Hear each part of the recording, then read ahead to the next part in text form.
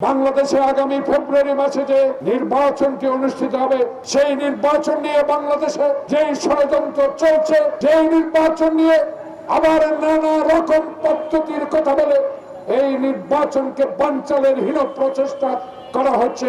এই বিষয়গুলো আমরা রাজনৈতিক কর্মী হিসেবে যা বলি, অনুগ্রহ করে অনুরোধ জানাবো এই কথাগুলো দেশবাসীর কাছে জানাবেন।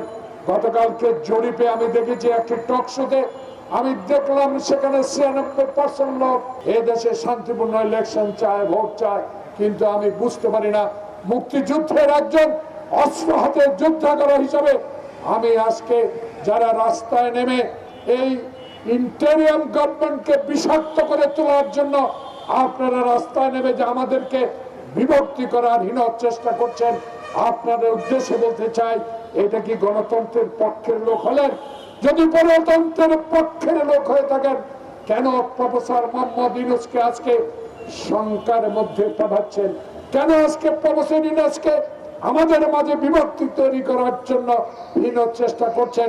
এই বিষয়গুলোর জবাব আপনাদেরকে দিতে হবে। যদি ফেব্রুয়ারির নির্বাচনে কোন রকম সংশয় শঙ্কার সৃষ্টি হয়, জনমত যাচাই করেন।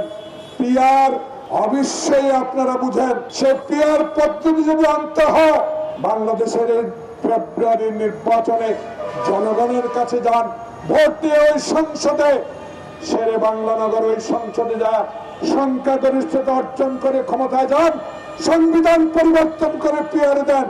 কিন্তু বাংলাদেশের মানুষ 55 বছরে বুঝে ফেলেছে বাংলাদেশের নির্বাচন একটাই, আমার ভোট আমি দিব। সেই ভোটকে মৃত ব্যক্তির ভোট দ্বারা জলাজ্জলি করে দিয়েছে শেখ হাসিনা।